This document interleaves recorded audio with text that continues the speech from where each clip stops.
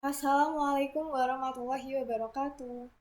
Halo teman-teman, perkenalkan nama saya Sareka Puspita Arum, biasa dipanggil Sarah, dari kelas TI 22A3, Prodi Teknik Informatika, Fakultas Ilmu Komputer. Oke, tujuan dibuat video ini adalah untuk memenuhi persyaratan UAS pada mata kuliah pemrograman visual yang diampu oleh Bapak Mutarom, SE, Eskom, Mkom. Dan semoga video ini dapat bermanfaat bagi pelajar, mahasiswa, dan masyarakat. Oke, di sini adalah tampilan interface dari sistem administrasi pengiriman paket di PT Berkah Pengiriman Maju Jaya.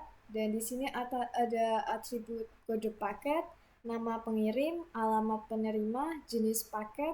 Nanti jenis paket ada 3, reguler, kargo, dan instan. Ada harga paket per kilogram, berat paket, biaya pengiriman, diskon, dan total biaya.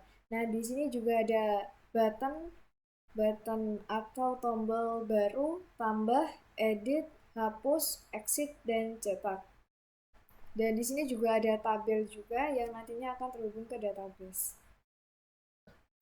Untuk codingan yang terhubung ke database, di package project UAS ini terhubung langsung ke database dan kita mengimport Java SQL connection.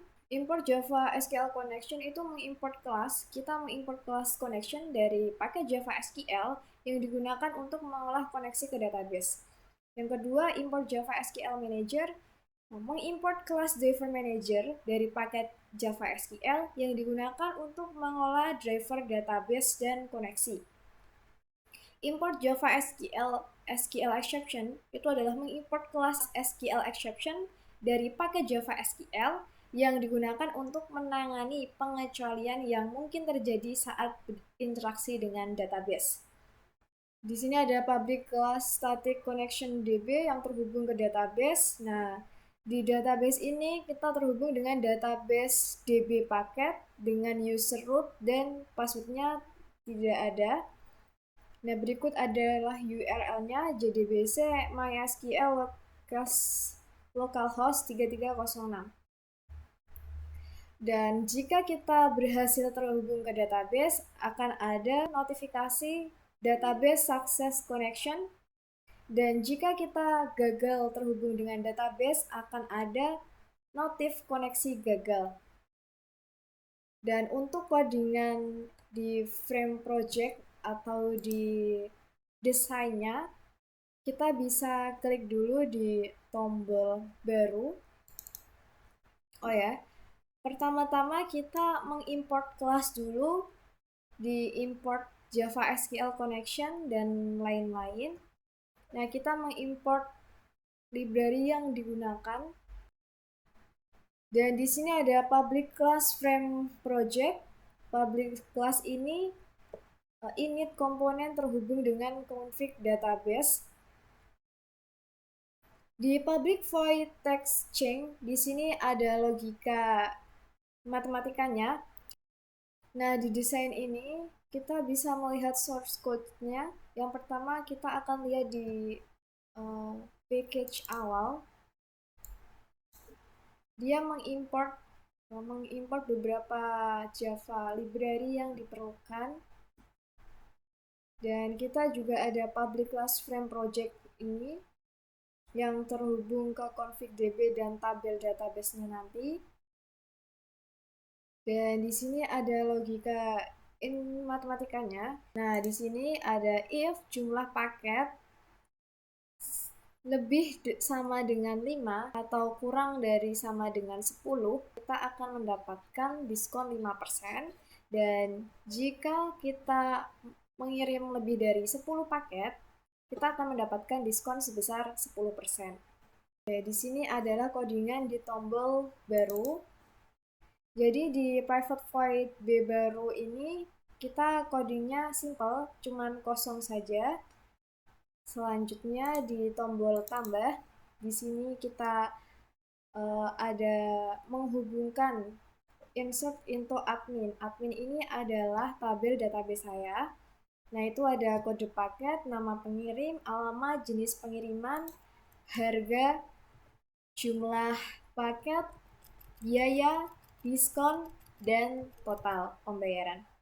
Dan berikut adalah tampilan database saya. Jadi database saya namai DB paket tadi dengan tabelnya admin. Kita bisa klik untuk strukturnya.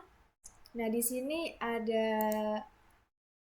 kode paket dengan tipe integer, value-nya 16, nama pengirimnya varchar, value-nya 30, dan alamatnya txt karena alamat itu untuk karakternya banyak. Nanti alamat akan ada RT RW, desanya apa, dukuhannya apa, kecamatan, kabupaten, dan kotanya. Jadi kita buat txt.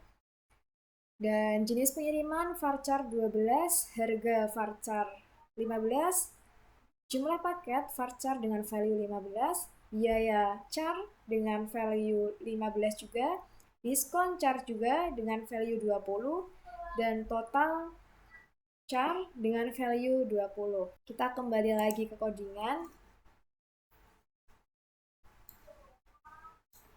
Nah, di sini adalah T-kode, itu adalah variabel dari ini.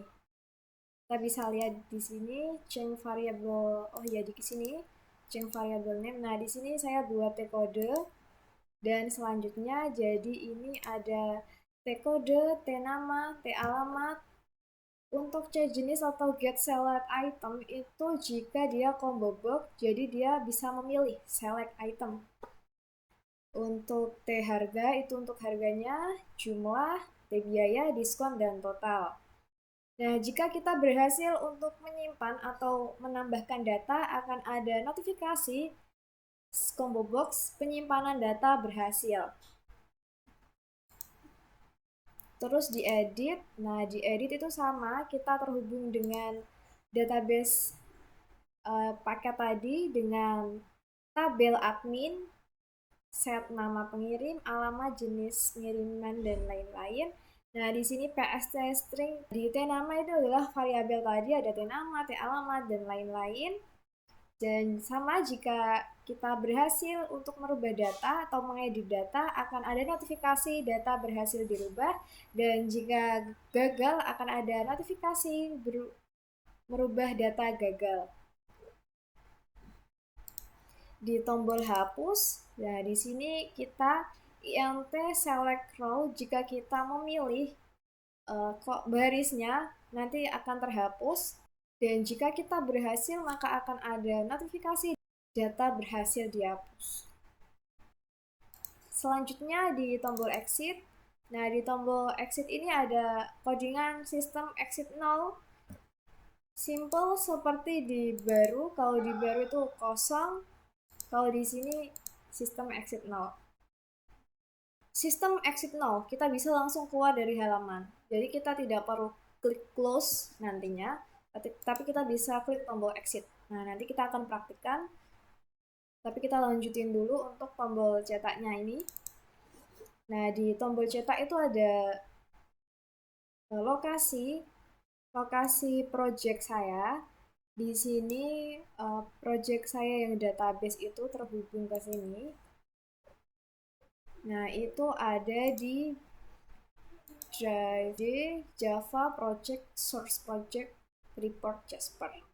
Jasper ini nanti, nah ini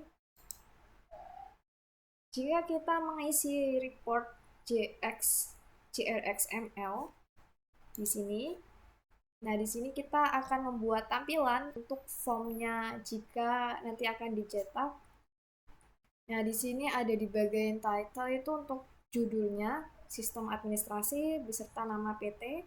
Nah di sini ada kode paket, nama, alamat itu termasuk kolom header. Dan untuk isinya, per barisnya nanti ada di detail. Jika kita sudah mengisi report JRXML dengan benar, nah kita bisa klik preview-nya. Nah di sini akan muncul. Saya perkecil dulu. Nah seperti ini. Akan tampil seperti ini. Dan jika report JRXML-nya kita berhasil, di preview itu kita bisa lihat hasilnya. Dan untuk report Jasper ini tidak kita buat, tapi kalau report kita udah benar, dia akan muncul sendiri. Nah, di sini kita bisa langsung running program aja di yang ada di desainnya ya, yang ini. Kita klik kanan, run file. Nah, di sini kita masukin dulu kode paketnya. Namanya siapa? Nah, alamatnya. Nah, di jenis pengirim itu ada 3. Yang pertama reguler. Di reguler itu harga per paket kilogramnya itu 10.000. Kalau di kargo itu 15.000. Kalau di instan itu 20. Kita klik yang reguler aja. Beratnya 1. Nah, di sini kenapa diskonnya 0? Karena dia berat paketnya 1. Kalau dia berat paketnya 5, dia baru dapat diskon. Jadi minimal dapat diskon itu berat paketnya 5. 5 sampai dengan 10 itu dapat diskon 5%. Untuk 10 lebih dari 10 itu dapat diskon sebesar 10%. Nah, kita coba masukin yang satu ini diskonnya 0. Coba kita masukin 10. Nah, 10 ini dia dapat diskon 5.000 karena 5%-nya dari 100.000 tadi. Kita tambahkan di sini. Penyimpanan data berhasil. Nah, di sini kita nambah datanya. Coba kita lihat di database apakah dia nambah. Nah, di sini database-nya nambah ya, teman-teman. Tapi sarahnya ternyata ada 2. Coba kita yang satu edit nih namanya. Kita edit namanya menjadi Cynthia. Rumahnya mana? Solo. Kita edit, data berhasil dirubah. Oke. Nah, di sini namanya Cynthia. Coba kita lihat di sini siapa. Kita refresh dulu ya. Nah, di sini udah ganti jadi Cynthia. Alamatnya tadi Blora, sekarang Solo. Kita coba lagi tombol hapus. Jadi kita klik tadi yang Cynthia, kita hapus. Oke, data berhasil dihapus. Nah, di sini Cynthia-nya udah hilang. Nah, kita bisa lihat di database-nya. Nah, di sini juga Cynthia-nya tadi udah kehapus. Oke, kita coba fitur cetaknya di sini. Nah, di sini cetaknya untuk sistem administrasi pengiriman paketnya sudah berhasil.